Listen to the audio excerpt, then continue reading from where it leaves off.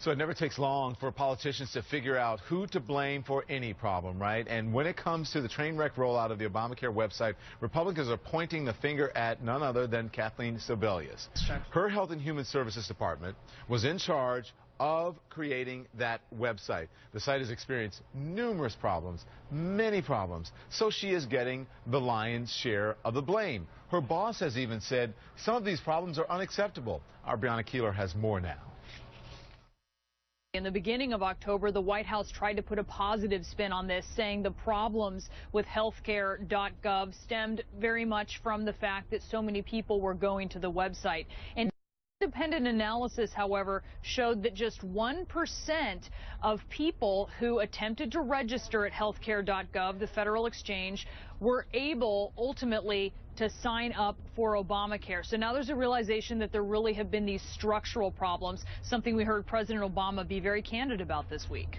I am the first to acknowledge that the website that was supposed to do this all in a seamless way has had way more glitches than I think are acceptable, and we've got people working around the clock to do that, and we've seen some significant progress, but until it's 100%, I'm not going to be satisfied. President Obama said employees are working around the clock to fix the website. That's really the first step. I spoke with supporters of Obamacare, and they say after that, it's an issue of public awareness. We saw President Obama at the beginning of the month do a couple of high-profile events. He may have to do something like that again. And then they raised the question about this penalty that kicks in if you haven't signed up for insurance by the end of March. Some are wondering if perhaps that penalty could be delayed. All right, Brianna, thank you very much. You know, Sebelius couldn't even catch a break on The Daily Show where Jon Stewart poked fun at her for the website's failures. We're going to do a challenge. I'm going to try and download every movie ever made. And you're going to try and sign up for Obamacare, and we'll see which happens first. Okay. Ouch. The problem could be getting worse instead of better. Some insurers say that they're getting the wrong data from the feds. Here to talk about Obamacare's issues, CNN Money Tech pro Lori Siegel. I mean, it's terrible. Let's not beat around the bush. It is awful, and it's embarrassing that they've had so much time to figure this out, and they haven't figured it out.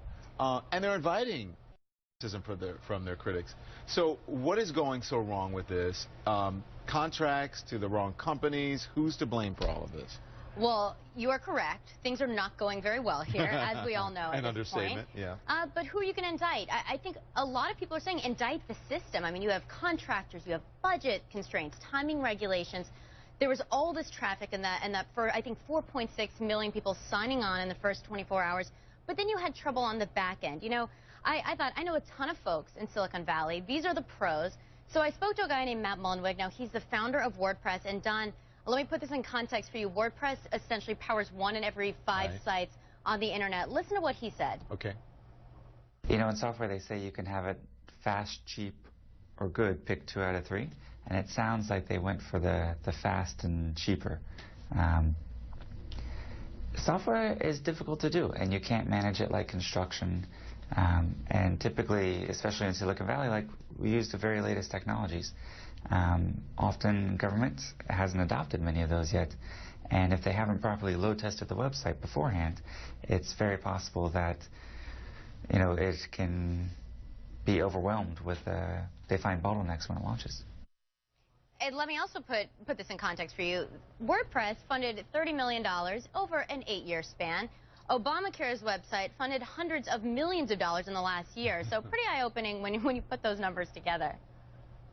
I know you said, you know, you can't, there's a lot of blame to go around. I mean, I think the blame falls on the Obama administration because this was their deal.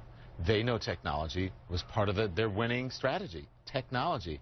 This isn't something that you can farm out like a contractor to the lowest bidder, correct? I mean, absolutely not. Think about the Silicon Valley companies. They recruit for the best engineers if this is a project that's going to get any sway. You know, I spoke to Mark Benioff. He's the CEO of a company called Salesforce. And I said, you know, what could they have done better? I mean, let's talk to these folks. And let me read you what he said to me. He said, it's too bad the government isn't using the cloud or this wouldn't be happening. They're still building with a 2-decade-old architecture. And it's surprising because Obama's administration has been notorious for being kind of pretty decent with technology, at least more so than others. Yeah. So where was it? This was some company in Canada, right? Some Canadian company that put the website together. So what would have happened had it been Google or Apple or someone designing this site, someone from Silicon Valley designing this site? Oh, I asked Matt that. I was like, why didn't they just call you to come in and do this? You know, look, Mark Zuckerberg, Facebook CEO, he says, move fast and break things. Well, in the government, it looks like things aren't moving that quickly. You know, but they're breaking things. They are surely breaking things, which is a problem. But I should say this was a complex website. We have to understand on the back end, it's pinging other federal agencies when you go in and you sign up. Right. So they needed to anticipate for these levels. They clearly didn't really understand that 4.6 million people were going to be signing on the first couple of days. They needed to go ahead and they needed to break their servers before they even put them out there to see how much traffic they could even withstand. Yeah. So it sounds to me like maybe, I don't even know, I haven't even gone on to try to do it. Initially, you can sort of get on and do it, but then once you start to try to connect to other agencies, depending on where you fall in the healthcare thing, that's where things start to break down. Essentially, the problem was in the account creation part of the process, bottom line. We shall see. All they had to do instead of shutting the government down is just let it this happen, and then that would have made their case for them. Okay, thank you. Thank you. Appreciate that, Lori.